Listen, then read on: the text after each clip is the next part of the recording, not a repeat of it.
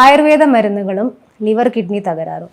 ചില ആളുകളുടെ ഒരു വിചാരമുണ്ട്, ആയുർവേദ മരുന്നുകൾ വെറും പച്ചമരുന്നല്ലേ, അതിന് സൈഡ് ഇഫക്ട്സ് ഒന്നുമില്ല, കുറേ നാൾ കഴിച്ചാലും ഒരു ദോഷം ഉണ്ടാവില്ല. എന്നാൽ ഇത് വളരെ തെറ്റായ ധാരണയാണ്. ആയുർവേദത്തിൽ ലെഡ്, ആർസനിക്, മെർക്കുറി എന്നിവ അടങ്ങിയിരിക്കുന്ന പല മരുന്നുകളും ഉണ്ട്. ഇത് കുറേ നാൾ കഴിച്ചാൽ എന്തായാലും ലിവറും കിഡ്നി ഡാമേജ് ഉണ്ടാവും. എന്ന് വെച്ച് ആയുർവേദ മരുന്ന് കഴിച്ചാൽ എല്ലാവരുടെയും ലിവറും കിഡ്നിയും ഒന്നും അടിച്ചു പോകുന്നില്ല. ആയുർവേദത്തിന് അതിൻ്റെതായ ഗുണങ്ങളുണ്ട്. അതുകൊണ്ട് നിങ്ങൾ ആയുർവേദ മരുന്നുകൾ കഴിക്കുമ്പോൾ ഭാവിയിൽ ലിവറും കിഡ്നിയും ഒന്നും തകരാറ് വരാതിരിക്കാൻ ചില കാര്യങ്ങൾ മാത്രം ശ്രദ്ധിക്കുക.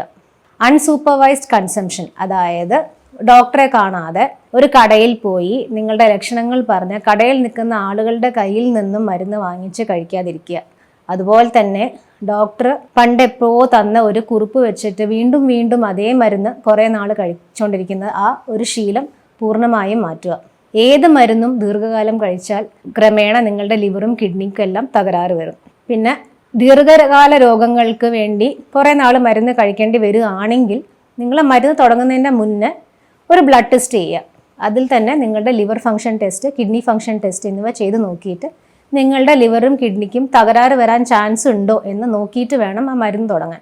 അതുപോലെ തന്നെ ആ മരുന്ന് കഴിക്കുന്ന ആ ഒരു കാലഘട്ടത്തിലും ഇടയ്ക്കിടയ്ക്ക് ഒരു ലിവർ ഫംഗ്ഷൻ ടെസ്റ്റും കിഡ്നി ഫംഗ്ഷൻ ടെസ്റ്റും ഒന്ന് ചെയ്ത് നോക്കുക.